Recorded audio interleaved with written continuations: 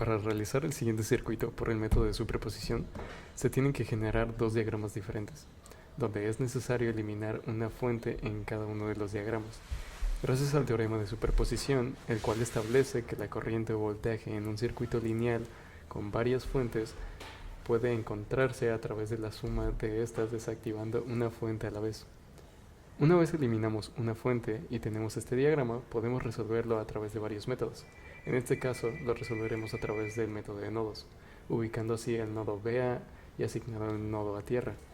A partir de este punto, establecemos la ley de Kirchhoff y determinamos las corrientes que entran al nodo y las que salen, siendo IA y 6 amperes las corrientes que entran, e IX las corrientes que salen del nodo.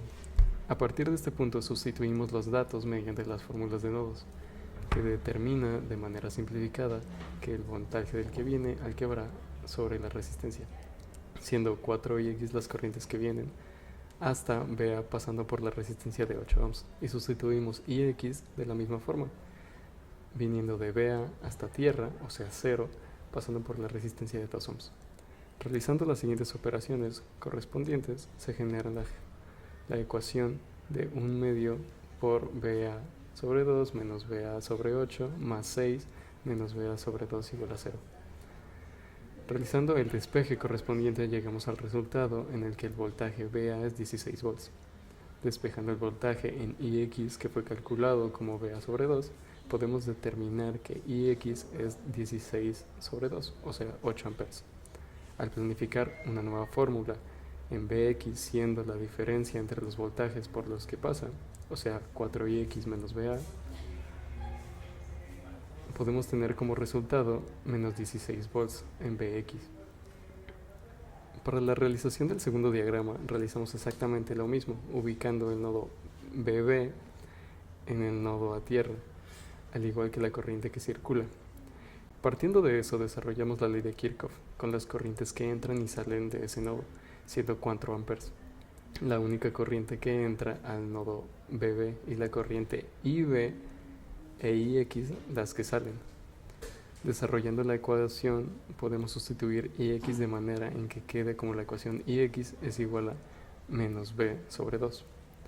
A partir de este punto podemos sustituir esta nueva ecuación en una de las ecuaciones anteriores. Realizando la ecuación correspondiente y despejando la ecuación encontramos BB va a ser igual a menos 10.66 volts.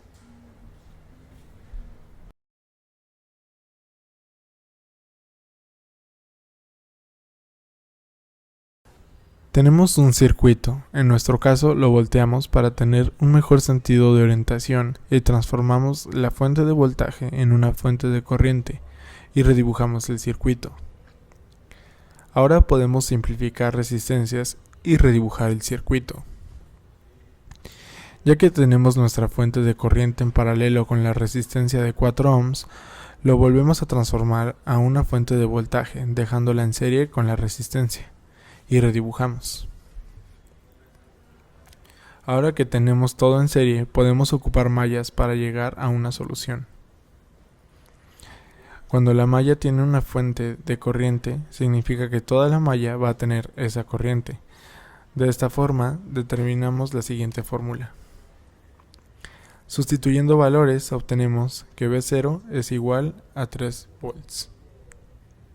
Ahora profundizaremos en el circuito equivalente de Thevenin, de una red compuesta únicamente por fuentes dependientes. En circuitos sin fuentes independientes, donde una fuente de voltaje es igual a 0, el enfoque está a calcular el valor de la resistencia. Para determinar la resistencia, se debe conectar una fuente de corriente independiente de 1 amperio para la medición. Para calcular el voltaje a partir de una fuente de corriente en circuitos, la resistencia equivalente se determina dividiendo el voltaje de la fuente por 1. Por el contrario, al utilizar una fuente de voltaje, la corriente que fluye a través del circuito conectada se calcula dividiendo 1 voltio por la resistencia equivalente. Siguiendo el procedimiento, analizamos el circuito para determinar la resistencia de Thevenin, calculando la corriente a través de una fuente de 1 voltio utilizando análisis nodal. El circuito consta de 4 nodos, que definimos y evaluamos los voltajes presentes, confirmando que la diferencia de voltaje entre el nodo de referencia y los demás es de 1 voltio.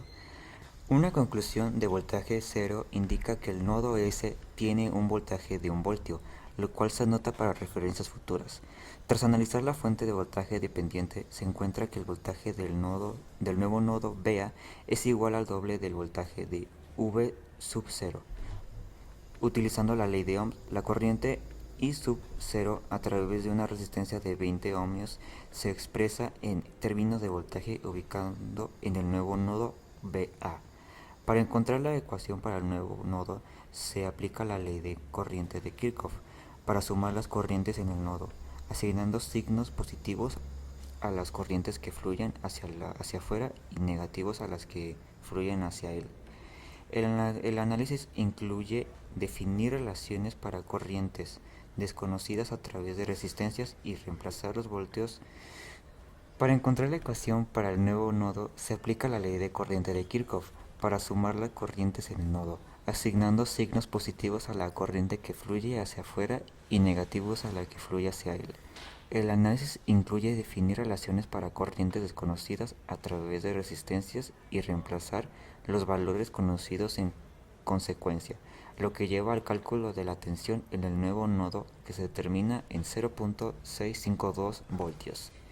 La tensión en sub 0 se calcula en 0.348 voltios, mientras que la corriente inicial en sub 0 es de 32.6 miliamperios. Al aplicar la ecuación de nodo de corriente, se establece que la corriente inicial se divide, lo que lleva a un cálculo para la corriente de una fuente de voltios como menos 31.54 miliamperios.